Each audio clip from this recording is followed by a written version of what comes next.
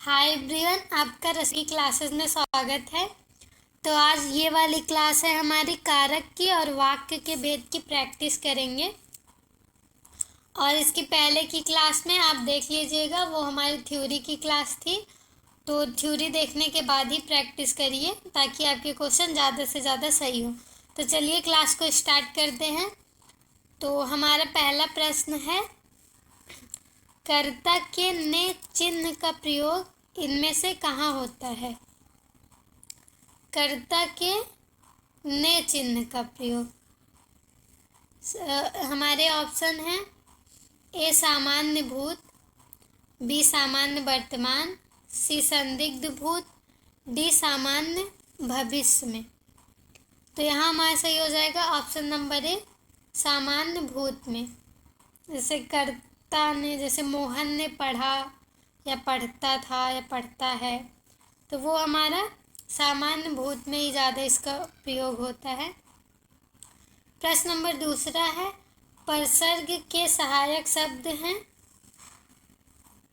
तो परसर्ग ही कारक है, इसका दूसरा नाम कारक, मतलब इसको सब कारक ही बोलते हैं, पर इसी को परसर्ग भी बोला जाता है। और इस हमारे ऑप्शन है ए शब्दों के बीच संबंध स्थापित करते हैं, जो शब्द, बी है जो शब्दों के मध्य में आते हैं, सी है जो शब्दों के प्रारंभ में आते हैं, डी है जो विसर्ग से मिलते जुलते हैं। तो यहाँ हमारा सही हो जाएगा ऑप्शन नंबर ए, शब्दों के बीच संबंध स्थापित करते हैं। प्रश्न नंबर तीसरा है,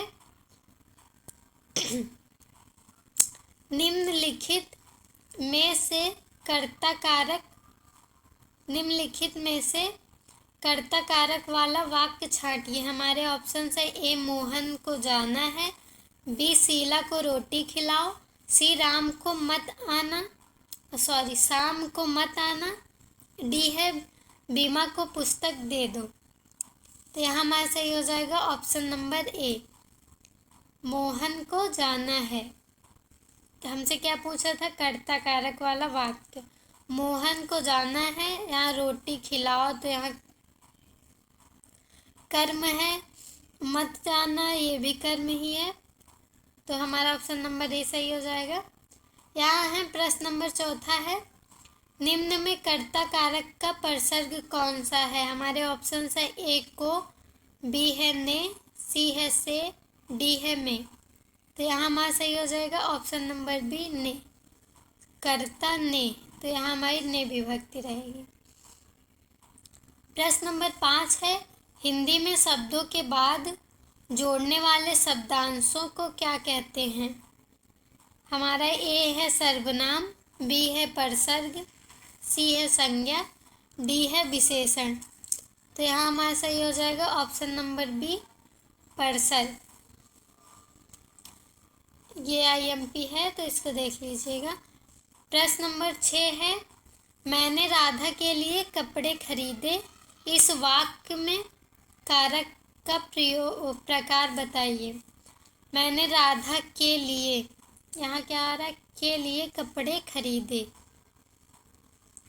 हमारे ऑप्शन है ए अपादान, बी है करण, सी है संप्रदान, डी है कर्ता। तो यहाँ हमारा सही हो जाएगा ऑप्शन नंबर सी संप्रदान। को और के लिए जहाँ है वहाँ संप्रदान होता है। प्रश्न नंबर 7 है, राम सीता से सुंदर है। इस वाक्य में कौन सा कारक है? हमारे ऑप्शन है ए करण कारक, बी अपादान, सी संप्रदान, डी संबंध कारक। तो यहाँ सही हो जाएगा ऑप्शन नंबर बी अपादान। राम से उसे अलग का ही भाव आ रहा है, राम से सीता सुंदर है, तब राम सीता से सुंदर है, तो सीता से ज़्यादा सुंदर राम है तो वो उससे अलग ही है। प्रश्न नंबर 8 है, बच्चे बस से पाठशाला जाते हैं। बच्चे किससे पाठशाला जाते? बस से पाठशाला जाते हैं। इस वाक्य में कौन सा कारक है? ऑप्शन ए है कर्म, बी है करण, सी है अपादान, डी है संप्रदान। तो यहाँ हमारा सही हो जाएगा ऑप्शन नंबर बी, करण कारक, क्योंकि बस से वो साधन की बात हो रही है, किससे जा रहा है, वो बस से जा रहा है। प्रश्न नंबर 9 है, राजा भिक्षुक को दान देता है। राजा भिक्षुक को दान देता है, वाक्य में कौन सा कारक है? ए है कर्म कारक, बी है अपादान, सी है संप्रदान, डी है करण कारक। तो ऑप्शन नंबर सी सही हो जाएगा, संप्रदान कारक। जहाँ देने की बात हो वहाँ हमारा संप्रदान होता है। प्रश्न नंबर 10वां है, तुलसीकृत शब्द का समास विग्रह करने पर करण कारक की कौन सी विभक्ति मिलती है? तुलसी के द्वारा कृत, तुलसीकृत का यही समास विग्रह होगा। हमारे ऑप्शन ए है द्वारा, बी है का, सी है में, डी है पर।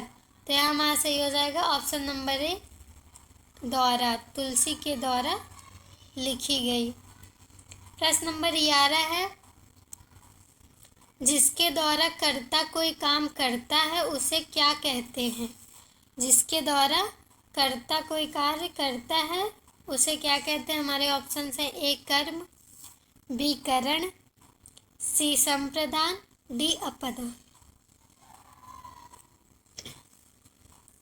कर्ता कोई कार्य करता है, जैसे बस हो गई, वो बस से स्कूल जाता है। कर्ता किससे जाता है? तो बस से जाता है। तो यहाँ हमारा ऑप्शन नंबर बी सही हो जाएगा। अगला प्रश्न देखते हैं। प्रश्न नंबर 12 है, उसने टेढ़ी चाल चली, वाक्य में कौन सा कारक है? ए कर्म कारक, बी संबंध कारक, डी अधिकरण, सी अधिकरण, डी कर्ता कारक।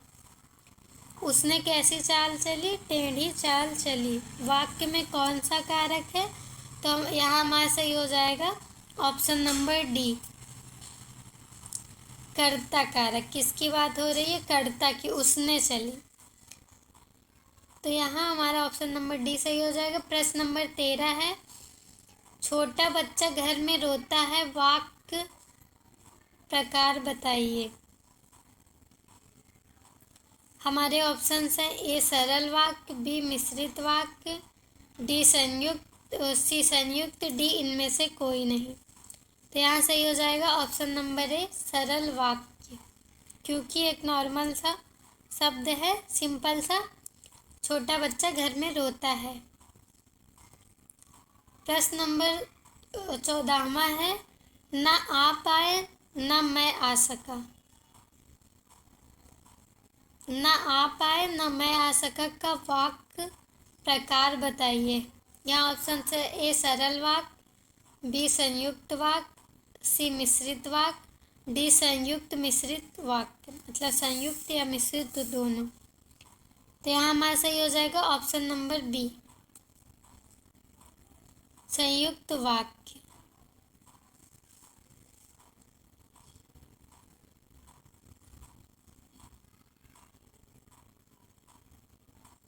प्रश्न नंबर 15 है, मैंने एक बीमार व्यक्ति को देखा जो बहुत दुबला पतला था।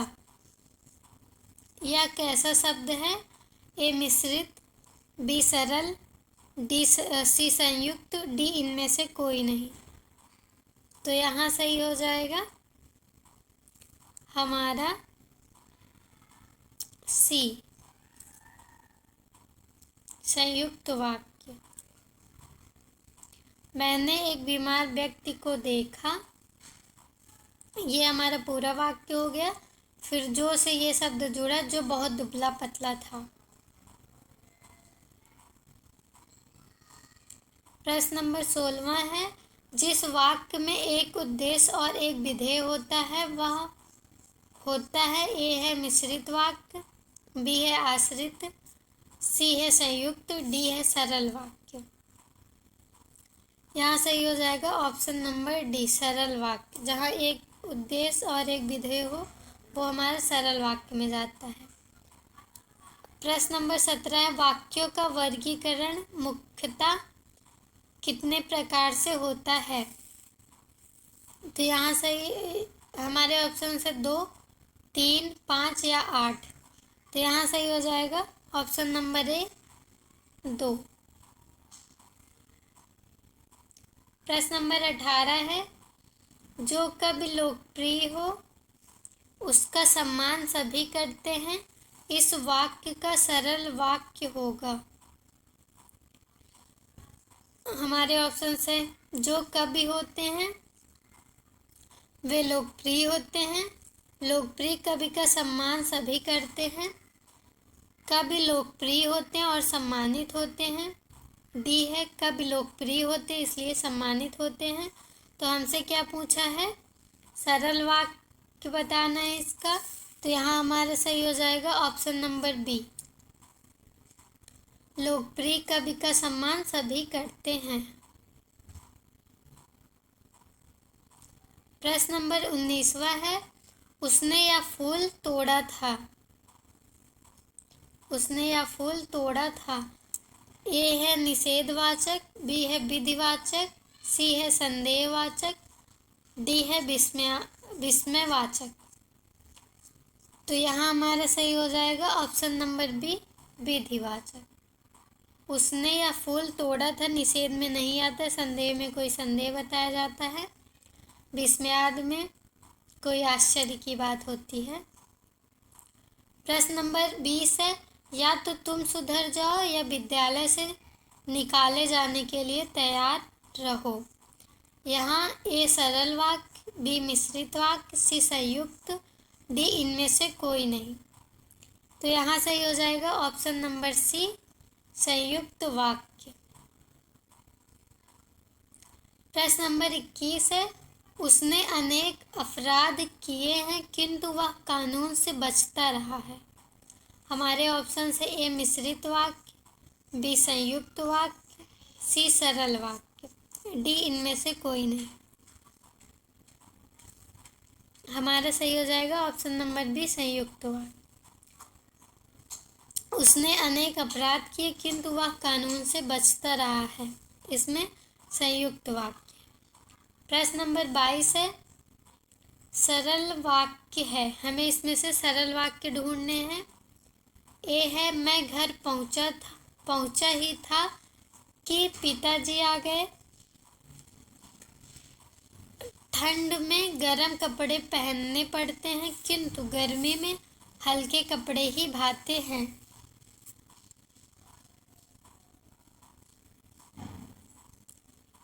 सी है, अगले वर्ष हमारी कंपनी आयात के क्षेत्र में अनेक अग्रणी कंपनियों से आगे होगी। डी है, जो व्यक्ति अपने परिवार का नहीं है वह किसी का नहीं हो सकता। तो हमें सरल वाक्य ढूंढना था, यहाँ हमारा सही हो जाएगा ऑप्शन नंबर सी, अगले वर्ष हमारी कंपनी आयात के क्षेत्र में अनेक अग्रणी कंपनियों से आगे होगी। यहाँ कॉमा लगा है और ये दो शब्द जुड़े हैं तो ये भी नहीं होगा। और पिछले वाले में भी देख सकते हैं, यहाँ ये की से जुड़ा है और यहाँ ये किंतु से जुड़ा है। तो सरल वाक्य हमारा ऑप्शन नंबर सी ही होगा। प्रश्न नंबर 23 है, मनुष्य के दुख का कारण भी मनुष्य ही है। मनुष्य के दुख का कारण भी मनुष्य ही है वाक्य है। ए है संयुक्त वाक्य, बी है मिश्र वाक्य, सी है विस्मयवाचक वाक्य, डी है सरल वाक्य। यहाँ सही हो जाएगा ऑप्शन नंबर डी, सरल वाक्य।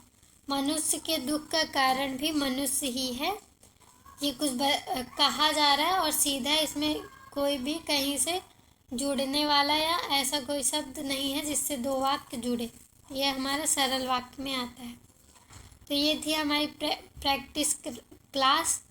तो अगली क्लास में मिलेंगे, तब तक के लिए नमस्कार, बाय बाय।